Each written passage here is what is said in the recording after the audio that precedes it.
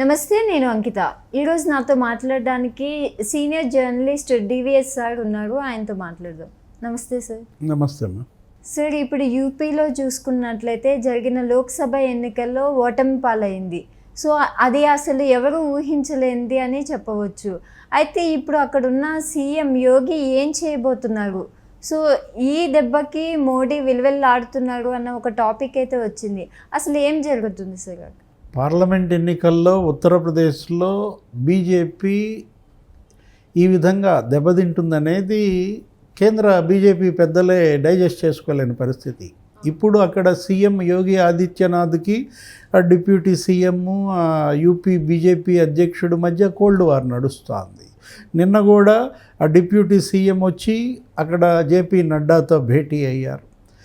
వాళ్ళ మధ్య ఇప్పుడు రేపొద్దున అక్కడ జరిగేటటువంటి ఆ అసెంబ్లీ స్థానాల ఎన్నిక 10 ఎన్నికలు లేదు, ఇంకా పార్లమెంట్ ఎన్నికలు, వీటిల్లో అసలు బీజేపీని నడిపే సామర్థ్యం యోగిలో ఉందా? యోగి ఆదిత్యనాథ్ ఆయన యొక్క ప్రత్యర్థులంతా ఇవాళ ఏకమైన పరిస్థితి. అంటే ఇప్పుడు ఆదిత్యనాథ్కి ఎసరు తెస్తోంది యూపీ బీజేపీనా, లేదు అసలు కేంద్ర బీజేపీ పెద్దలే ముసలం పెడుతున్నారా? ఎందుకంటే ఆదిత్యనాథ్ ఇవాళ మరి అతను బలోపేతం అయితే అక్కడ కేంద్రంలో ఉన్నటువంటి నంబర్ 1 మోడీ కానీ, నంబర్ 2 అమిత్ షా కానీ, ఈయన మరి 3వ స్థానంలోకి వచ్చిన పరిస్థితిలో యోగి వల్ల వాళ్ళిద్దరికీ రాబోయే ప్రమాదం పొంచి ఉందని కావాలనే యోగిని బలహీనపరుస్తున్నారా? బీజేపీ రాజకీయం ఎలా ఉంటుంది?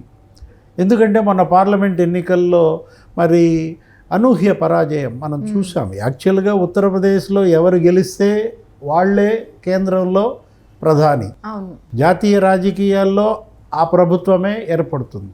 2009లో 10 స్థానాలే బీజేపీకి. అప్పుడు మన్మోహన్ సింగ్ అది 2.0 వచ్చింది. అలాంటి పరిస్థితుల్లో నుంచి నీకు అక్కడ తర్వాత ఎన్నికల్లో 2014లో 72 స్థానాలు కొట్టారు. ఏది ఉత్తరప్రదేశ్లో 80 స్థానాల్లో 72 కొట్టారంటే నీకు ఏ విధంగా అప్పటి ఆ యూపీఏ ప్రభుత్వ వ్యతిరేకతని బీజేపీ క్యాష్ చేసుకుందా మనకు అర్థమవుతుంది. అప్పుడు ఏంటంటే అవినీతి వ్యతిరేక ఉద్యమం, ఇది దేశం మొత్తం నిర్భయ ఉదంతం, అక్కడ నిర్భయ అత్యాచారం మీద మొత్తం దేశమంతా మహిళలంతా రోడ్ల మీదకి వచ్చిన దాంట్లో అన్నా హజారే ఉద్యమం. ఈ కేజ్రీవాల్ కూడా అప్పట్లో అన్నా హజారే అవినీతి వ్యతిరేక ఉద్యమంలో వీళ్ళందరూ పాల్గొన్న దీంట్లో దీని యొక్క బెనిఫిట్ ఎవరు పొందారు? బీజేపీ పొందింది. మోడీ ప్రత్యామ్నాయంగా అక్కడ క్లీన్ ఇమేజ్తో రావటం, అప్పుడు గుజరాత్ సీఎంగా అతనికి ఉన్నటువంటి ఆ చరిష్మా, ఆ గోద్రా ఇన్సిడెంట్లో ఆయనకి చెడ్డ పేరు ఉన్నప్పటికీ కూడా ఆల్టర్నేటివ్గా మోడీ నాయకత్వంలో మొత్తం దేశమంతా కూడా నీకు ఎన్డీఏ వచ్చేసింది. అదే మోడీ 1.0. ఆ తర్వాత మోడీ 2.0 ప్రభుత్వం కూడా ఏర్పడింది. ఏది 282 స్థానాల్లో గెలిచినటువంటి ఇది కాస్త 303 స్థానాలకు వచ్చింది. ఎప్పుడు 2019లో. అంటే మోడీ పరిపాలనకు మొత్తం కొంత ఆమోదం లభించటం.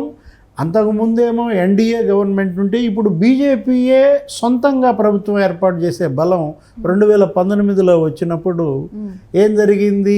ఎన్డీఏ ఇక బీజేపీ గుత్తాధిపత్యంలోకి వెళ్ళింది. బీజేపీ ఇవాళ అక్కడ పెద్దన్నగా మారిపోయిన పరిస్థితుల్లో మిగతా పార్టీలకు బీజేపీకి అంత ఇది నడవని దీంట్లో బీజేపీ ఏం చేసింది? ఇప్పుడు మోడీ షా 400 పార్ అన్నారు.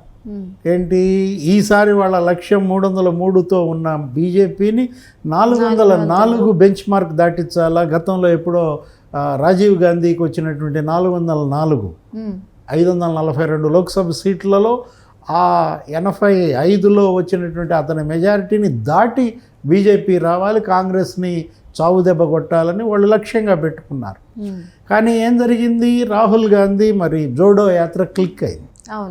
ఆయన యొక్క ఆ జోడో యాత్ర నీకు సౌత్ టు నార్త్ పెడితే కన్యాకుమారి టు కాశ్మీర్ 2 ప్రభుత్వాలు సౌత్లో వచ్చేసాయి. కర్ణాటకలో కాంగ్రెస్ ప్రభుత్వం రావటమే కాదు, దాని ప్రభావం తెలంగాణలో కూడా పడి రేవంత్ రెడ్డి ఇక్కడ సీఎం అయిపోయిన దీంట్లో. జోడో యాత్రతో రాహుల్ బాగా కనెక్ట్ అయ్యాడు పీపుల్కి. అతను ఏం చేశాడు, నెక్స్ట్ కొంత విరామం తీసుకుని మళ్ళా ఈసారి ఈస్ట్ టు వెస్ట్ పెట్టాడు జోడో యాత్ర.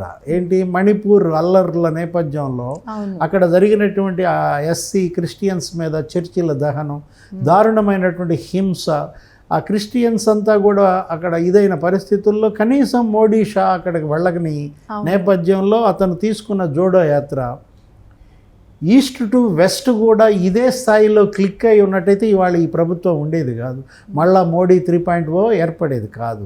అక్కడ ఇండియా కూటమిలో లుక్కలు ఏది, మమతా బెనర్జీ ఎప్పుడైతే జోడో యాత్ర వెస్ట్ బెంగాల్లోకి ఎంటర్ అయిందో నాకేదో రాహుల్ ఫోన్ చేయలేదని ఆమె కొంచెం అందులో పాల్గొనకపోవటం,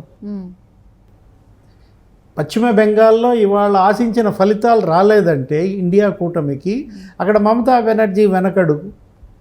ఆ తర్వాత ఇంకా మహారాష్ట్ర, బీహార్ ఈ బాగా నిలబడ్డప్పటికీ మహారాష్ట్రలో వీళ్ళు ఏం చేశారు, ఎన్సీపీని చీల్చారు.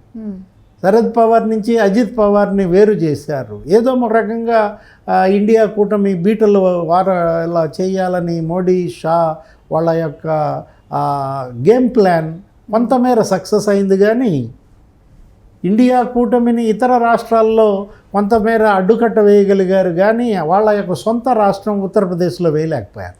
కారణం ఏంటంటే అక్కడ రాహుల్, సమాజ్వాదీ అఖిలేష్ యొక్క పేరు బాగా క్లిక్ అయింది.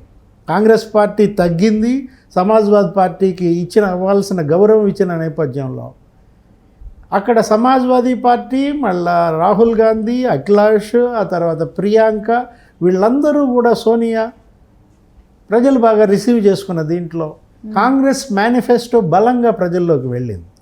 ఆ గ్యారంటీలు పేదల్ని బాగా ఆకట్టుకున్నాయి. మోడీ 2.0లో రైతులు దూరం అయ్యారు బీజేపీకి.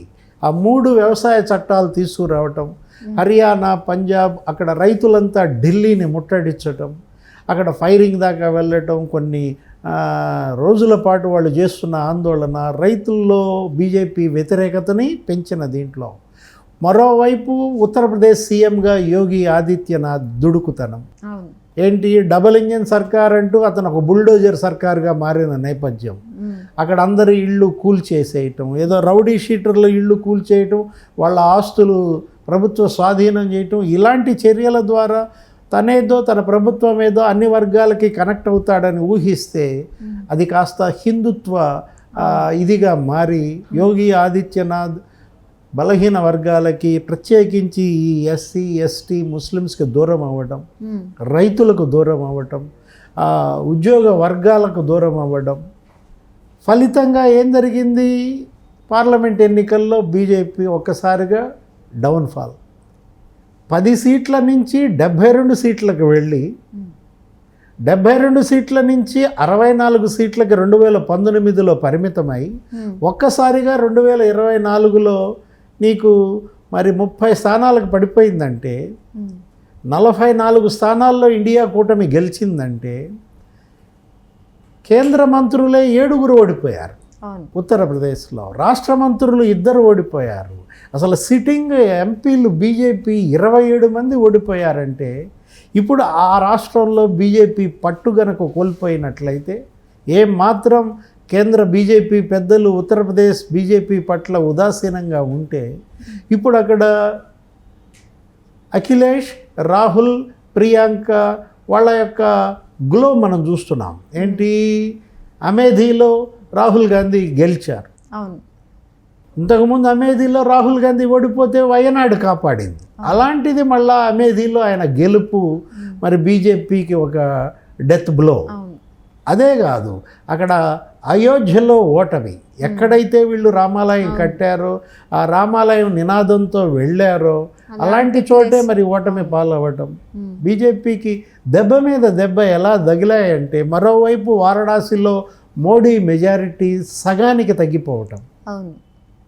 ఏది, గత ఎన్నికల్లో 5 లక్షల మెజారిటీ వచ్చిన ఆయన ఇవాళ 2.5 లక్షల మెజారిటీకే పెట్టలాడిన పరిస్థితిలో ఒక 4-5 రౌండ్స్లో ఆయన ట్రైలింగ్. ఏది, 3 రౌండ్లలో మోడీ వెనకబడ్డారు అనే ప్రచారంతో అసలు మోడీ ఓడిపోతున్నాడు అన్నారు. అవును. అంటే దీన్ని ఇవాళ కేంద్ర బీజేపీ పెద్దలు మోడీ, షా, రాజ్నాథ్ వీళ్ళందరూ కూడా మరి సీరియస్గా తీసుకుని అక్కడ యోగి ఆదిత్యనాథ్ నాయకత్వాన్ని మారుస్తారా? ఓకే. ఉత్తరప్రదేశ్ బీజేపీకి కేంద్ర బీజేపీ పెద్దలు చేసే కాయకల్ప చికిత్స ఏంటి? ఇలా గనక వదిలేస్తే అక్కడ కాంగ్రెస్, సమాజ్వాదీ పార్టీ కనుక రేపు రాబోయే ఎన్నికల్లో స్వీప్ చేసినట్లయితే నెక్స్ట్ 2029 ఎన్నికలకి ఇక రాహుల్ గాంధీ ప్రధాని అవ్వటం అనేది ఇప్పటి నుంచే వీళ్ళు రెడీ అవుతున్న నేపథ్యంలో, ఎందుకంటే గతంలో రాహుల్ గాంధీకి క్యాబినెట్ ర్యాంక్ కూడా లేదు, ఆయనకి ప్రధాన ప్రతిపక్ష హోదా కూడా దక్కని పరిస్థితుల్లో, ఏది ఒకప్పుడు 42 స్థానాలకే పరిమితమైన కాంగ్రెస్ 52 స్థానాలకు వచ్చిన కాంగ్రెస్ 2014లో 2019లో ఒక్కసారిగా ఈ ఎన్నికల్లో డబల్ అయింది. 99 స్థానాల్లో గెలిచింది, ఇంకొకళ్ళు దానిలో జాయిన్ అయ్యారు. 100 ఎంపీ సీట్లతో ఇవాళ మరి ప్రధాన ప్రతిపక్షంగా రాహుల్ గాంధీ బలంగా మారుతున్న దీంట్లో ఇంకా మోడీ కూడా రేపొద్దున ఇంకా రాబోయే 2029 నాటికి ఆయన వయసు కూడా మరి 80కి చేరుతున్న నేపథ్యంలో ఇంకా మోడీ 4.0 అనేది ఇక సాధ్యం కాదు. కాకపోతే ప్రత్యామ్నాయంగా అక్కడ బీజేపీకి ఎవరు వస్తారు? యోగి ఆదిత్యనాథ్ బలపడిన నేపథ్యంలో మోడీ వారసుడు ఆదిత్యనాథ్ కాలేడు. అమిత్ షా మరి ఆయన వారసుడిగా రాగలడా? అసలు గుజరాత్ పైనే మా దృష్టి అన్నాడు ఇక రాహుల్ గాంధీ.